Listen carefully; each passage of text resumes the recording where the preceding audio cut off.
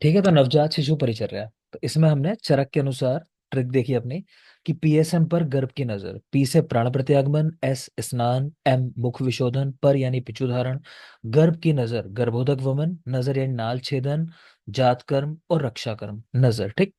पहले क्या, प्राण प्रत्यागमन। प्राण प्रत्यागमन कैसे होता है? तो मैंने कहा कि बच्चे के कानों के पास वो पत्थर की आवाज करना। ठीक है, दो पत्थरों की आवाज करते हैं बच्चे के कान के पास। उसके ऊपर गर्म और ठंडा पानी जो है, उष्ण और शीत जल, उससे परिषेक करना। कृष्ण कपालिका शूर्प, उससे बच्चे को हवा करना। कृष्ण कपालिका शूर्प से हवा करना बच्चे को। ठीक है, काले रंग के पंखे से हवा करना। तो ये सारी चीजें आती हैं प्राण प्रत्यागमन के अंदर। एक बात हो गई। जी सर, इसमें कौन सी इंद्रिय इन्वॉल्व होगी जो आपने लास्ट वाला बताया? काले रंग के पंखे से हवा, उसमें बेटा दृष्टि हो रही है ना, दृग इंद्रिय। आंखों से तो देखेगा बच्चा कि पंखा किस कलर का है, क्योंकि वो ज्यादा कलर नहीं पहचान पाता जब जन्म होता है। तो ब्लैक और व्हाइट दो ही कलर बस पता चलते हैं। ठीक है, तो ब्लैक कलर का फैन ले रहे हैं। सर एक बार तीनों इंद्रियों का नाम बताना। तीनों इंद्रियां हैं, अब समझ लो। देखो, पहला मैंने कहा पत्थर की आवाज करना, तो पत्थर की आवाज से क्या होगा, कानों से सुनेगा, है ना, श्रोत्र इंद्रिय। दूसरा हुआ कि बच्चे के चेहरे पर उष्ण और शीतल जल, तो उसका परिषेक करना, तो उससे क्या होगा, त्वचा स्किन वो सेंसिटाइज होगी। ठीक है, तो स्पर्श इंद्रिय। और तीसरा है कि कृष्ण कपालिका शूर्पेण, तो काले रंग के पंखे की हवा करनी है, तो उससे आंखें। कलर स्पेशली इसलिए बताया, ब्लैक कलर का फैन लेना है। तो आंखें यानी कि दृष्टि, दृग इंद्रिय। क्लियर? चक्षु इंद्रिय मतलब, तो तीन चीजें हो गई। ठीक है, तो ये हुआ बेटा प्राण प्रत्यागमन। क्लियर? कहीं डाउट हो तो मुझे बता देना। ये पहली चीज हो गई। स्नान की बात की हमने, तो स्नान में देखा था, अब बता आप दोगे और मुझे याद ना आया तो एक हमने देखा पैतृक व्याधियों में, वहां स्नान कराना है। पंचवल्कल जो हमें, मतलब श्री वृक्ष जो है, कहने का मतलब वही होता है, तो उनसे स्नान कराना है। फिर देखा वातिक व्याधियों के अंदर, तो सर्वगंध उदक, उससे स्नान कराना है। और तीसरा देखा था, क्लियर बताना मैं अगर भूल रहा हूँ, तो कपित पत्र का शायद था, कपित था ना, यस सर। पित्त कफज व्याधियों के अंदर। ठीक है, मुझे करेक्ट कर देना बेटा, मैं भी गलत हो सकता हूँ क्योंकि मैं सिर्फ मेमोरी से बोलूंगा अभी। तो ये हो गया हमारा स्नान कर्म। अगला है मुख विशोधन। मुख विशोधन में हमने क्रम याद किया क्या, ताऊ की जीवा, कि तालु, ओष्ठ, कंठ, ताऊ की जीवा, तो जीवा। ठीक है, तो ये क्रम है हमारा क्लीन करने का। कैसे करते हैं कि जिसके नख ठीक से कटे हुए हों, तो वो व्यक्ति अपनी उंगली के ऊपर, फिंगर के ऊपर कपास यानी रुई लपेट कर, तो उससे क्लीनिंग करेगा मुख की।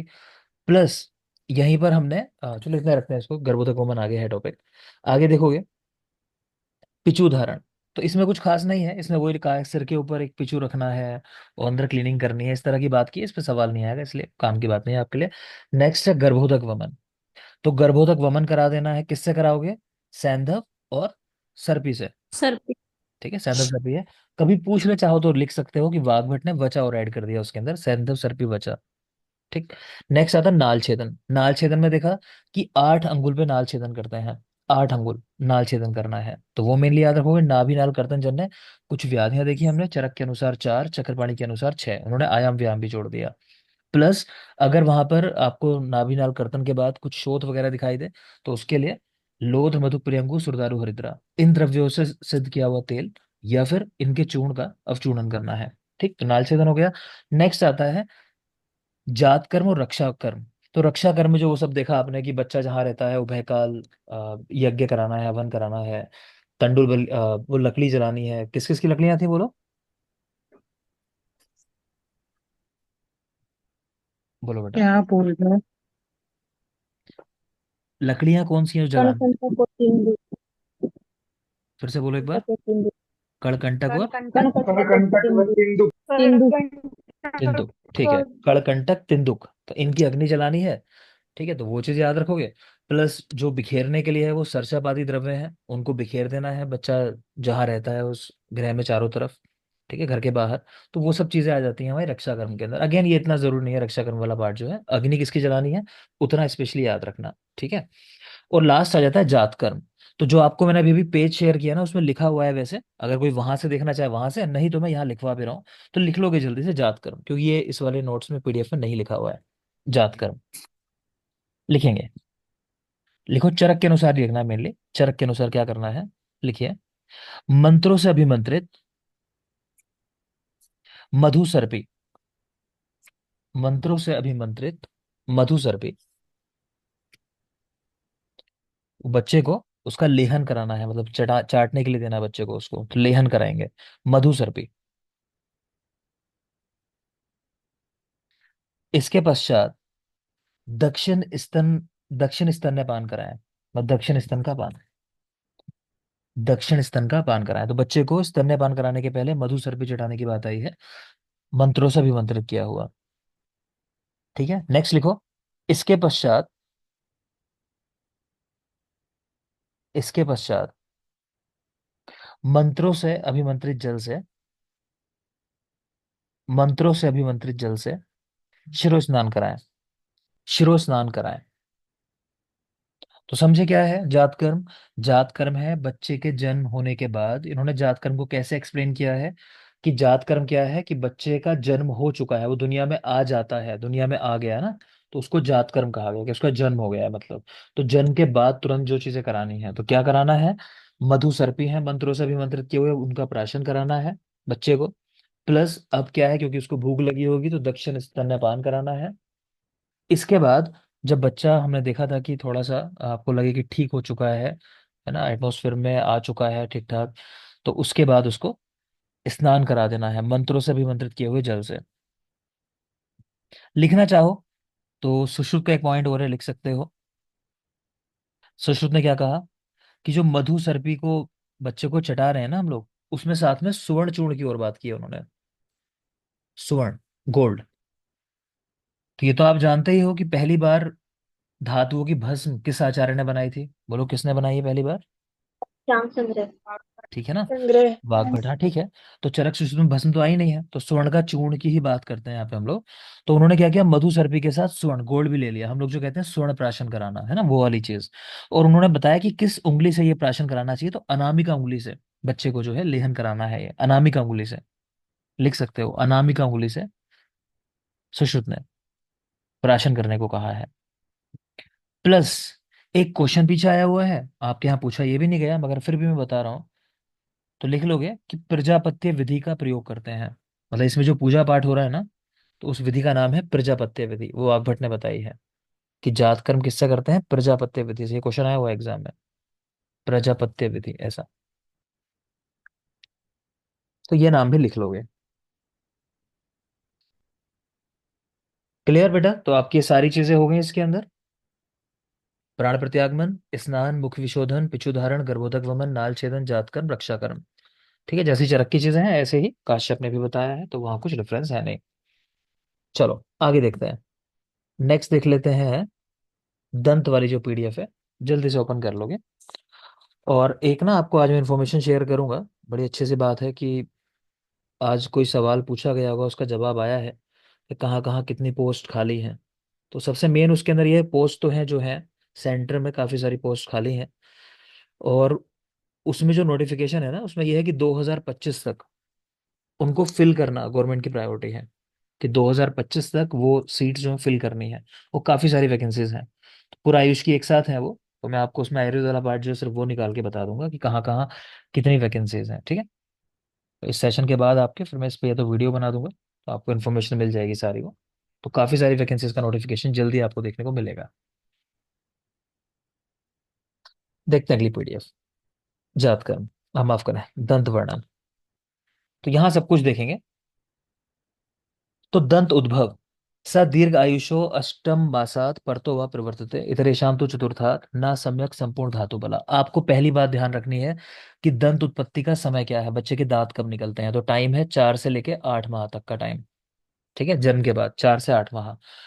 दूसरी जरूरी बात है इसके अंदर कि जैसे जैसे समय आगे बढ़ता है, यानी 4 मास पे जो दांत निकलेंगे, उनके मुकाबले जो दांत 8 माह पे निकलेंगे, वो दांत ज्यादा बेहतर है, कि जितने आगे के निकले हुए दांत होंगे उतना बेहतर है।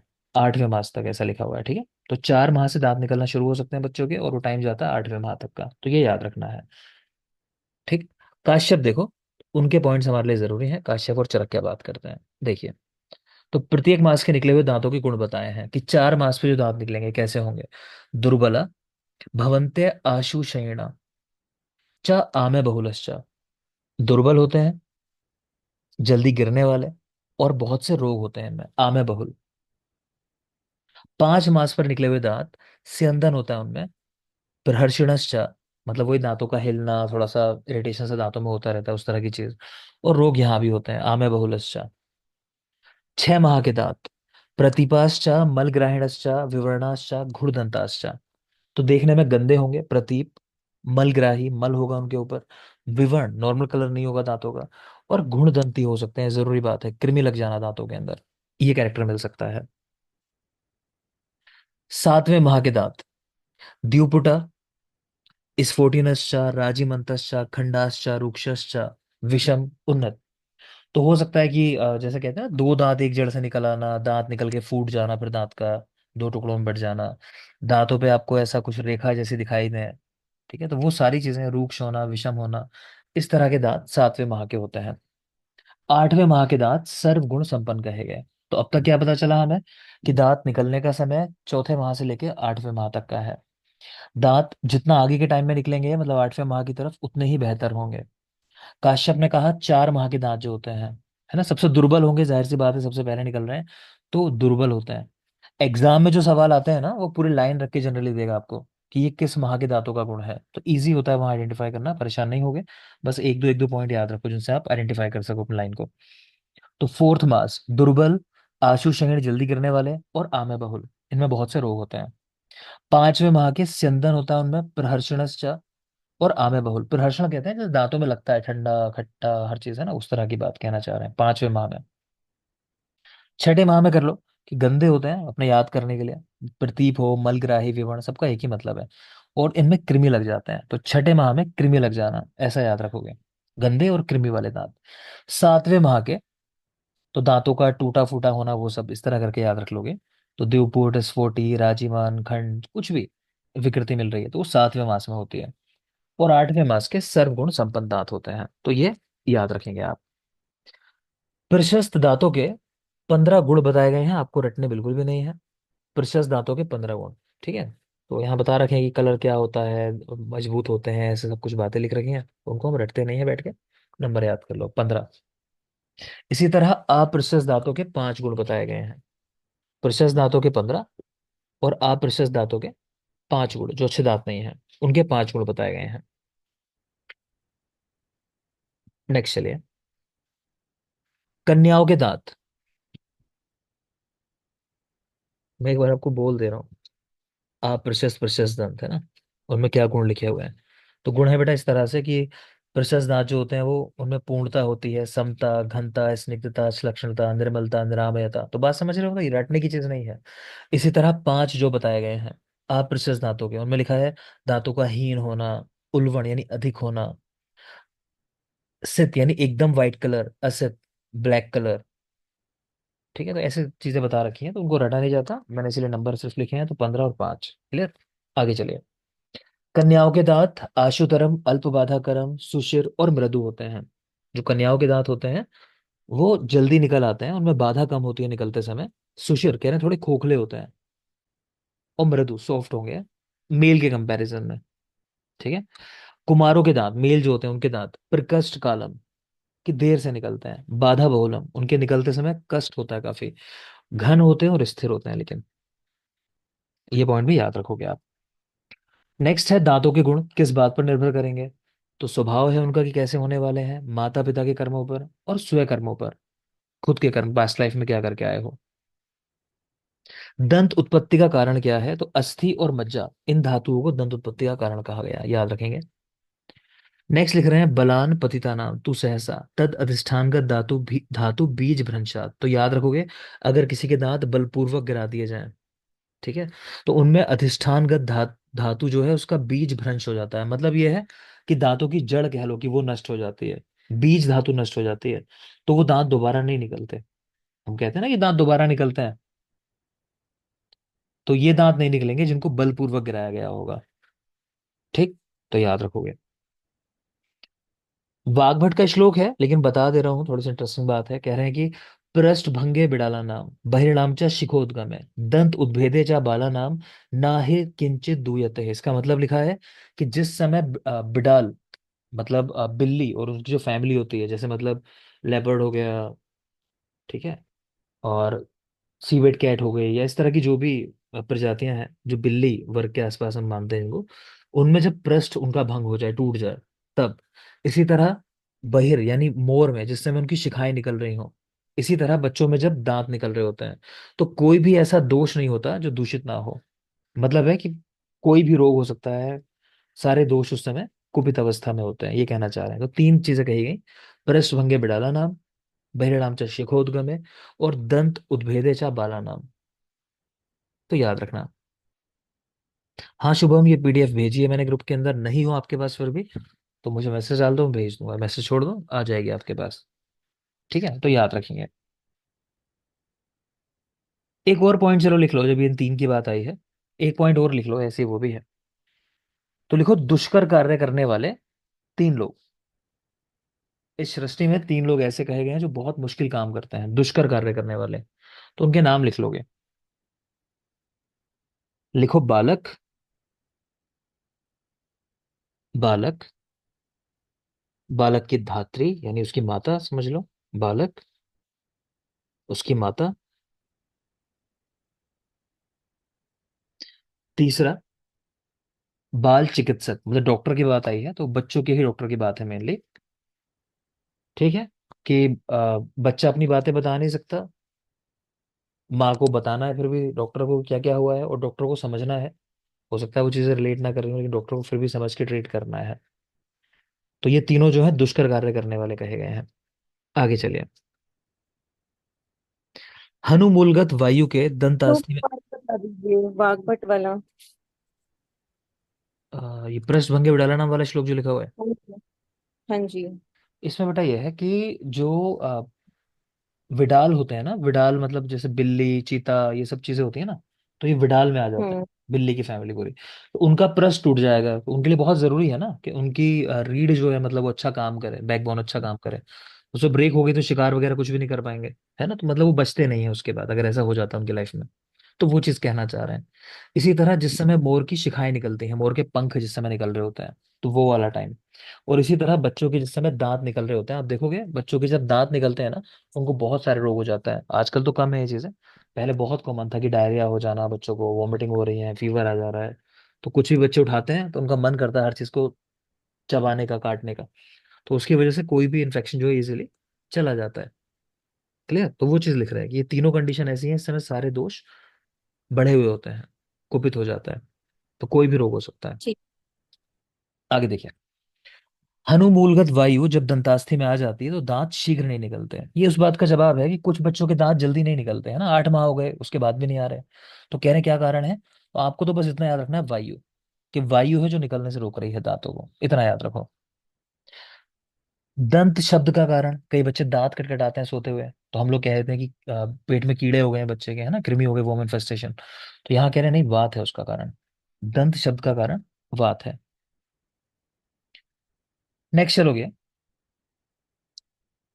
एक कॉन्सेप्ट लिखा है कि बच्चों के दांत कब निकलते हैं, यहाँ श्लोक है, मैं हिंदी में बता रहा हूँ आपको, वही याद रखना है। तो कॉन्सेप्ट ये कहता है कि बच्चा जब माता के गर्भ में है, तो उसमें जिस समय दांतों का निर्माण होना शुरू हुआ, ये कह लो कि बीज धातु जब निकली, ठीक, मान लो कि 5वें मास में उसमें दांतों की बीज धातु जो है वो बन चुकी है 5वें मास में बच्चे के अंदर। तो जब बच्चे का जन्म होगा ना, इस दुनिया में आएगा वो, तो जन्म के बाद 5वें मास पे उसके दांत निकलेंगे। प्लस अब जब वो 5 साल का हो जाएगा तो उसके वो जो दांत थे टेम्पररी, वो टूटने लगेंगे और परमानेंट टीथ जो है वो आने लगेंगे। मेरी बात समझ में आई। तो जितने मास में गर्भ में दांतों की बीज धातु उसका प्रादुर्भाव होता है, उतने ही मास में जन्म के बाद बच्चे के दांत निकलते हैं, और उतने ही वर्ष में वो दांत टूटकर पुनः नवीन दांत जो परमानेंट टीथ होते हैं वो निकल आते हैं। मेरी बात समझ में आ गई सबको जो मैंने कहा। ठीक है, आगे देखिए। कुल दांतों की संख्या 32। 8 कह रहे हैं सक्रत जात है, मतलब एक बार उत्पन्न होने वाले, और 24 दांत द्विज है, मतलब 2 बार उत्पन्न होने वाले। ठीक है, तो ये आयुर्वेद का कॉन्सेप्ट है, इसको ऐसे ही याद रखोगे। तो 8 दांत सक्रत जात और 24 द्विज। ऊपर के मध्य के 2 दांत राजदंत यानी सेंट्रल इंसीजर्स कहलाते हैं। इनके खंडित होने पर श्राद्ध आदि कर्म नहीं कर सकते, है ना, वर्जित है। श्राद्ध आदि कर्म जो है कि वो नहीं कर सकते, जिनके ये बीच के ऊपर के दांत जो होते हैं दो, इनको राजदंत बोला जाता है। ये जिसके टूट रहे हो। दंत उत्पत्ति, इसके चार भेद बताया गया, मतलब दांत चार तरह के होते हैं। तो लिखे हैं सामुद, संवृत, विवृत, दंत संपत। सामुद कौन से हैं? शयी नित्य संपतात, मतलब अच्छे नहीं है, ये ऐसी स्थिति में होते हैं कि बार बार टूटते रहते हैं, नित्य संपतात। दूसरे हैं संवृत, जो संवृत मतलब होता है कवर्ड होना किसी चीज से, ठीक है, तो मल से कवर्ड है, तो obvious सी बात है, अच्छे नहीं है, तो आधन्य है, ये भी मलिष्ठ है। तीसरे हैं विवृत, जैसे कई लोगों के आप देखोगे कि दांत बाहर जैसे निकले होते हैं, है ना, तो उसके लिए कह रहे हैं कि वहां क्या होता है, नित्य लाला शराब होना, आछन की कवर्ड नहीं होते, विवर्ण होंगे देखने में, और सदैव रोग होते रहते हैं इनमें भी, तो ये भी अच्छे नहीं है। आपसे ये कुछ नहीं पूछा जाएगा, ठीक है, इनमें जो लिखा हुआ है। नेक्स्ट है दंत संपत, तो दंत संपत यानी जो दांतों के कैरेक्टर बताए गए हैं उनसे युक्त हो, तो वो सबसे अच्छे दांत है। तो आपको तो मेनली याद रखना है दंत उत्पत्ति के चार भेद, सामुद, समृद्ध, विवृत और दंत संपत, ऐसा याद रखना है। बाकी तीनों अच्छे नहीं है, और नाम से समझ में आ रहा है, संवृत यानी कवर्ड होंगे मल इत्यादि से, विवृत यानी जो कवर्ड ही नहीं होंगे बिल्कुल, तो मुख से भी बाहर आ रहे हैं उस तरह वाले दांत। आगे चलिए। दंत धावन किस किस का करना चाहिए? ये गलती से निषिद्ध वाली हेडिंग यहाँ हो गई है, ये नीचे वाले के लिए है निषिद्ध, सही कर लेना, ये नीचे वाले निषिद्ध है, ऊपर वाली है कि किसकी करनी चाहिए दंत धावन। तो नाम लिखे हैं करंज, कनेर, अर्जुन, असन, मदार और मालती। ज्यादातर लोगों ने जिन्होंने चरक सूत्र पढ़ा है उनको याद होगा, वहां पढ़ा है मैंने। कौन बताएगा कि चरक के अनुसार दातून की लंबाई कितनी है? नहीं बताया आचार्य चरक ने। चरक ने नहीं। ठीक है, तो चरक ने दातून और जीवा निर्लेखन इनकी लंबाई नहीं बताई है, वो बात भी याद रखना।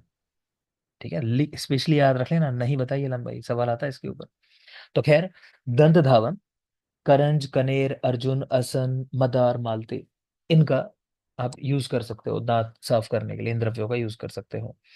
आगे जो है ये चीजें मना है, लेकिन आप मत फोकस करो क्योंकि संग्रह के अनुसार है, तो आपसे पूछा नहीं जाना संग्रह वाला पार्ट, और चरक में ज्यादा बातें नहीं आई कुछ इस बारे में, तो रहने दोगे आप। ये एक पॉइंट है, देख सकते हो कि प्रतिदिन जो व्यक्ति काले तिल, कृष्ण तिल, शीतल जल के साथ एक पल की मात्रा में सेवन करता है, तो उसके दांत जो है वो बिल्कुल मजबूत रहते हैं। दंत रसायन कहा गया है इसको। कृष्ण तिल एक पल की मात्रा में शीतल जल के साथ प्रतिदिन, दंत रसायन। फिर योग रत्नाकर के कुछ पॉइंट्स हैं, ये भी आपके यहाँ नहीं है, तो इनको भी नहीं देखते हम लोग, चलो आगे आ जाओ। यहाँ जाओगे जीवा निर्लेखन। जीवा निर्लेखन, टंग क्लीनर, किसका बना हो? तो चरक वाले पे फोकस करोगे, स्वर्ण, रजत, पीतल, तांबा, रांगा, यानी कि धातुएं बताई हैं जीवा निर्लेखन के लिए, महंगी महंगी धातुएं, वो भी सस्ती वाली नहीं है कि प्लास्टिक आजकल चल रहा है जो, नहीं। स्वर्ण, रजत, पीतल, तांबा, रांगा, इनका जीवन लेखन इस्तेमाल करना है। ठीक है, जानना चाहो आपके नॉलेज के लिए, सुश्रुत ने वृक्ष की बनी जीवन लेखन का भी उल्लेख किया। ये क्वेश्चन वैसे पूछा जाता है पीजी में। ठीक है, किस आचार्य ने वृक्ष की जीवन लेखन का भी निर्देश किया? तो सुश्रुत ने किया है, मगर आपके लिए इतना ही जरूरी है, चरक के पॉइंट ऑफ व्यू से पूछा गया है। ये भी याद कर लो अपनी इन्फॉर्मेशन के लिए बेटा, पूछ लेगा सवाल तो फिर पछताओगे, क्योंकि जरूरी बातें हैं कि दांतों जीवन लेखन की लंबाई कितनी है, चरक ने तो बताई नहीं है, अदरवाइज बाकी की पूछे सुश्रुत वाग्भट, तो सुश्रुत ने दांतों की लंबाई 12 अंगुल और जीवा निर्लेखन टंग क्लीनर इससे 2 अंगुल कम 10 अंगुल बताई है। तो 12 अंगुल और 10 अंगुल, दांतों 12 और जीवा निर्लेखन 10 अंगुल। नेक्स्ट आ जाएंगे। एक सिंपल सी बात आप समझ चुके होंगे कि दंत उत्पत्ति के समय सारे रोग हो सकते हैं, यहाँ वाग्भट के अनुसार लिखा हुआ है तो हम पढ़ नहीं रहे इसको, लेकिन बस याद रखना। दंत उत्पत्ति निमित्त व्याधियां जो होती हैं उसकी शांति के लिए वचा आदि घृत आया है, स्पेशली याद रखना, वचा आदि घृत दंत उत्पत्ति निमित्त व्याधियों में इस्तेमाल करते हैं, वचा आदि घृत। ठीक है, नेक्स्ट देखोगे, एक लिखा है यहाँ कृमिदंत। पीछे मैंने आपको पढ़ाया था कि जो दांतों में आवाज होती है, दंत कटकटायन, उसका कारण क्या है? बोलो, क्या बोला था? बात। वाह बात। ठीक है, अब देखो यहाँ इंटरेस्टिंग बात है कि कृमि दंत जो कंडीशन है जिसमें कृमि हो जाता है, ठीक है, तो वो भी वात से ही होने वाला रोग है। ठीक है, तो दोनों बातें ठीक हो जाती हैं। तो कृमि की वजह से दांतों में आवाज होती है तो वो भी ठीक है, कोई कहे वात की वजह से होती है तो वो भी ठीक है। तो कृमि दंत जो है वो रोग वात की वजह से कहा गया, तो देख लो यहाँ दांत कैसे हो जाएंगे, कृष्ण, छिद्री, चला दंता, सुश्रुत का श्लोक है वैसे, कि दांत काले छिद्रयुक्त हो सकते हैं, चल दंत यानी हिल रहे हो, अनियमित रुजा, ये बहुत जरूरी पॉइंट माना जाता है कि बिना कारण शूल होना दांतों में किस रोग का लक्षण है, तो कृमि दंत रोग का, अनियमित रुजा। ठीक है, तो देख लेना। एक पॉइंट और है, सिर्फ इंटरेस्टिंग इसलिए बोल रहा हूं मैं, दंत कटकटायन, दांतों में जो आवाज होती है उसकी चिकित्सा क्या है, तो करकट यानी केकड़े के पैरों से सिद्ध किए हुए शीर का प्रयोग। केकड़ा जो होता है ना करकट, उसके पैरों से सिद्ध किया हुआ शीर, उसका इस्तेमाल करना है इस कंडीशन में, कह रहे हैं। बस याद रख लेना, आगे देखोगे। ये चरक के कुछ योग हैं बेटा, तो इनको आपको देखना है दंत रोगों में। इरिमेद आदि तेल, खदिर आदि तेल, खदिर आदि वटी, पीतक चूर्ण, कालक चूर्ण, तेजोवती आदि चूर्ण, इनको रख के एग्जाम में सवाल पूछ चुका है। ये वाले तीनों जो है स्पेशल नाम याद रखना। पीतक चूर्ण, कालक चूर्ण, तेजोवती आदि चूर्ण, सहकार वटी, दशन संस्कार चूर्ण, स्पेशली याद रखना। खड़िया उसका मुख्य द्रव्य है, दशन संस्कार चूर्ण। चलो, अगर आप लोग पढ़ रहे हो तो भी एक सवाल कर लेता हूँ, है ना, अलग अलग लोगों से सवाल करता हूँ कुछ, तो पता चलेगा कि पढ़ाई सही चल रही है नहीं चल रही है। फर्स्ट बताएंगे मुझे देवांगी। हाँ जी सर। बेटा हार्डनेस सबसे ज्यादा किसकी है? रत्न। वज्र की। ठीक है, और सबसे कम हार्डनेस वाला द्रव्य? सर वो मैं याद नहीं कर पा रही हूँ। सॉरी सर, वो और याद कोई? नहीं कर पा रही। खड़िया दुप्पा करी। खड़िया। खड़ी है। ठीक है, खड़िया दुग्ध पाषाण दोनों एक है, और वज्र की 10 है हार्डनेस। ठीक, चलो और सवाल कर लेते हैं। आकांक्षा।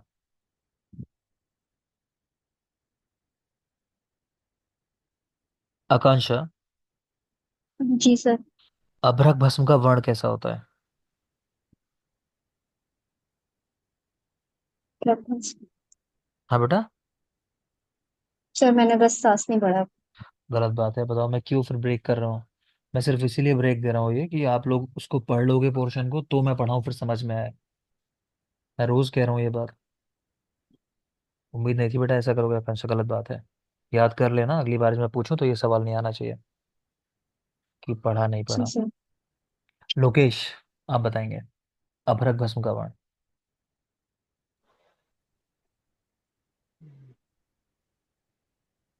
चलो किसको याद है? सर इष्टि का चूड़। पुष्पिका चूर्ण वर्णिनी। ठीक है, इष्टिका चूर्ण सिंधु बार सदृश शब्द आया होगा वहां, याद रखना है। ठीक है, देखते रहो, अब मैं सवाल पूछने शुरू करूंगा, मैं पक्का बता रहा हूँ। अब रसशास्त्र के सवाल होंगे क्योंकि एक दो दिन के अंदर मुझे पढ़ाना शुरू करना है रसशास्त्र भी, से काम नहीं चलेगा। अगले नोट्स निकाल के रखना। चरक, आपको रसायन वाजीकरण दिया है, वो पूरा पढ़ना है वहाँ, रसायन वाजीकरण। ठीक है, तो वो निकाल के रखना नोट्स, पीडीएफ के बाद पहले वो ही लूंगा। तो नेक्स्ट आ जाओगे। तो खैर, दशन संस्कार चूर्ण की बात हुई है, उसका खड़िया जो है मुख्य द्रव्य है। अगले कुछ योग लिखे हैं वो यहाँ से संबंधित नहीं है, तो उनको नहीं देखोगे अभी यहाँ। नेक्स्ट चलिए, दंत उद्भेदन की 3 अवस्थाएं, कि दांत जो निकलते हैं उसके 3 स्टेजेस हैं।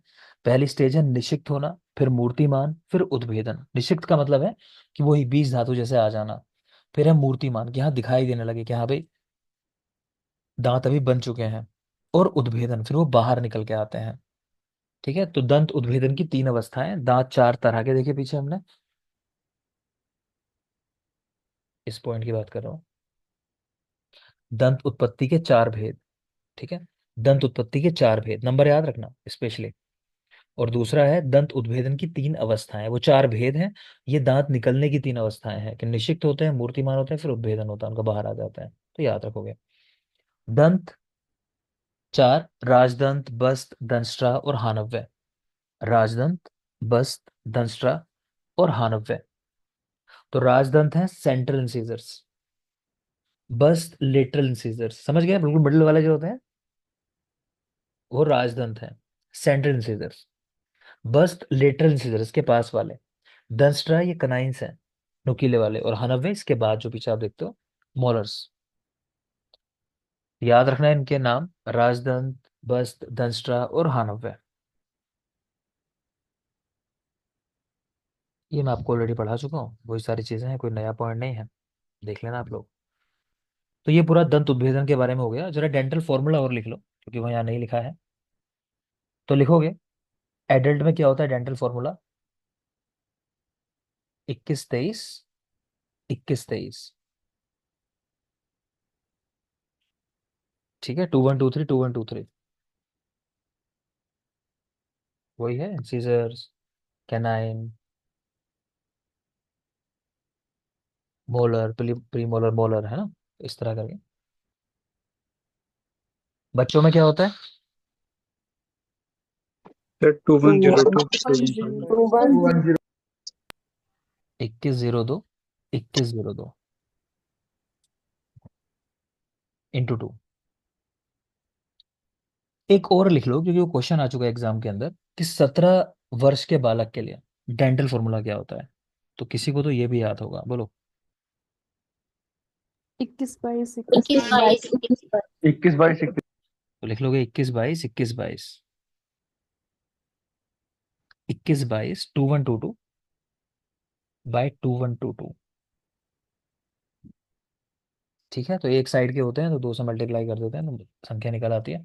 तो कुल मिला के ये नंबर याद रखना, एडेड का 21 23 21 23, बच्चों में 2102 2102, और 17 साल के लिए 21 22 21 22 21 22 21 22, ये याद रखोगे।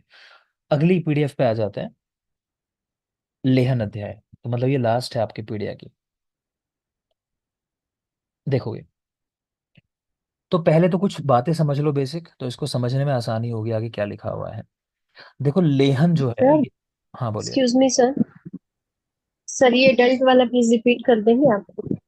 दंत दांत वाला सर। पूरा पीडीएफ चाहते हो रिपीट करूं? नहीं सर, वो एक्चुअली कॉल आ गई थी, मेरा मिस हो गया सर, थोड़ा सा एक बार बता दीजिए प्लीज। ठीक है, सिर्फ ये डेंटल फॉर्मूला जानना चाह रहे हो ना, यही पार्ट ना। हाँ जी सर। हाँ जी सर, यही वाला बस। बेटा नीचे जो लिखा है एडल्ट्स का लिखा है 21 23 21 23, एडल्ट का डेंटल फॉर्मूला 21 23 21 23। बच्चों में फॉर अ चाइल्ड वहां लिख लो 2102 2102, ये बच्चे का है, ये वाला बच्चे का है। सर ये मल्टीप्लाई बाय 2 क्या है फिर? दोनों तरफ देखते हैं ना, multiplied by two okay by okay two होता ओके, है वैसे ठीक वो। है सर। हम्म, ठीक, थैंक यू सर। ठीक है, और ऊपर 17 साल के बच्चे के लिए देख पा रहे हो 21 22, बेटा 21 22। ठीक है, आगे देखोगे अब। तो लेह अध्याय, तो मैं लेह अध्याय की बात कर रहा था, थोड़ा सा समझ लोगे। आज इसको शुरू तो शायद नहीं कर पाएंगे, तो बेसिक आपको कॉन्सेप्ट दे देता हूँ लेह अध्याय का। माइक ऑफ कर लोगे बेटा। हम्म, देखो ऐसा, लेहन को हम रिलेट किससे करते हैं। अच्छा आप लोग थोड़ा ना विस्तार में समझा करो चीज़ों को, लाइटली मत लिया करो। कुछ चीज़ें सिर्फ पॉइंट्स में लिखी है आपको, लेकिन एक्सप्लेन भी करना पड़ेगा अगले स्टेप पे जाके। मैं बार बार ये बात कहता हूँ, तो ऐसा नहीं कि सिर्फ ऑब्जेक्टिव पॉइंट ऑफ व्यू से तैयार करो।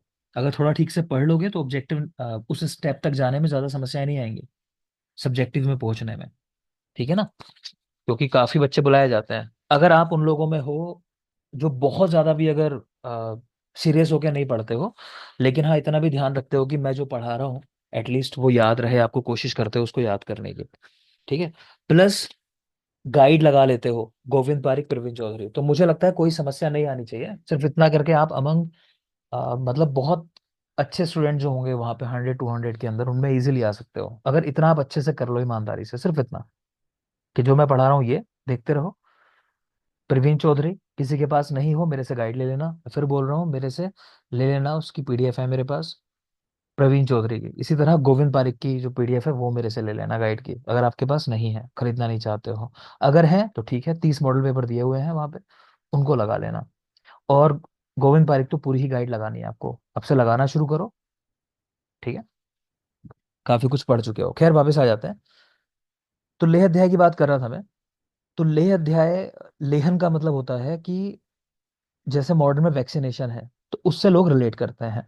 कुछ लोग इसको रिलेट करते हैं जैसे न्यूट्रास्यूटिक्स एक ब्रांच होती है हमारी, है ना। एक तो मेडिसिन होती है और एक होती है न्यूट्रास्यूटिक्स, जिनसे एकदम से शरीर को कह लो बहुत ज्यादा एनर्जी मिलती है ऐसा माना जाता है, जिनमें जैसे प्रोटीन हो जाता है, या आयुर्वेद में अश्वगंधा शिलाजीत, तो इन चीजों को भी कई बार न्यूट्रास्यूटिक्स की तरह मार्केट में बेचा जाता है। ठीक, तो ऐसी कोई चीज मान सकते हो आप लेहन, ऐसे काम करता है लेहन।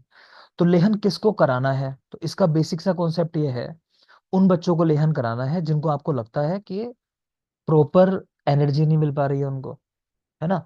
मान लो किसी की माता बीमार है, कोई ऐसी कंडीशन है बच्चे को स्तन्यपान नहीं करा पा रही है, तो ऐसे बच्चों को लेहन करवाना है। ठीक, कोई बच्चा ऐसा है कि वो रात को भी रो रहा है, बच्चों के रोने का मोस्ट कॉमन कारण क्या होता है, पढ़ाया होगा आपको मैंने शायद, बोलो। हंगर। हंगर। हंगर। ठीक है, हम मतलब बच्चा जो स्तन्यपान कर रहा है, मान लो उससे उसकी भूख ही नहीं मिटती है, तो अब उसको कुछ चाहिए, तो क्या कराना, लेहन करा देंगे उसको। क्योंकि लेहन जनरली कैसा होता है, घृत, यानी कि क्या कहना चाह रहा हूँ मैं, समझ गया ना, मतलब घृत को डाइजेस्ट होने में टाइम लगता है, मेरी बात समझ रहे हो। तो घृत दे रहे हैं, अगर आप लेहन करा रहे हो मतलब घृत दे रहे हो कहीं ना कहीं, तो बच्चे की भूख जो है शांत रहेगी, उसको भूख नहीं लगेगी जल्दी। तो ऐसे बच्चे जो रात को रोते हो, बार बार आँख खुल जाती है उनकी, तो उनमें लेहन कराना है। ठीक है, तो कॉन्सेप्ट समझ में आया कि लेहन उन बच्चों को कराना है कि जो बच्चे या तो कहीं माता की कोई समस्या है, कि वो बीमार है माता, या माता को स्तन्य नहीं आता है प्रॉपर, तो उस बच्चे को लेहन कराना है। दूसरा, कुछ बच्चे ही ऐसे होते हैं जिनकी अग्नि नेचुरली बहुत ज्यादा है मान लो, तो उनको भी लेहन आप कराओगे। ठीक, तो ये कॉन्सेप्ट है। तो अब देख लेते हैं क्या क्या चीजें हैं लेहन के अंदर। तो सुखम दुखम ही बाला नाम दृश्यते लेहन आश्रम, कि बच्चे के सुख दुख जो है देखा गया वो लेहन के ऊपर ही निर्भर करते हैं। ऐसा ही कहा गया कि धात्री के ऊपर भी निर्भर करते हैं। दोनों बात ध्यान रखना, बच्चे के सुख दुख किसके ऊपर डिपेंड करते हैं, तो धात्री के ऊपर और लेहन के ऊपर। ठीक है, फिर नीचे एक और पॉइंट लिखा हुआ है, तस्मात् संशोधनम परा नित्यम धात्री प्रशस्यते, कि इसीलिए धात्री को नित्य अपनी शुद्धि कराते रहनी चाहिए।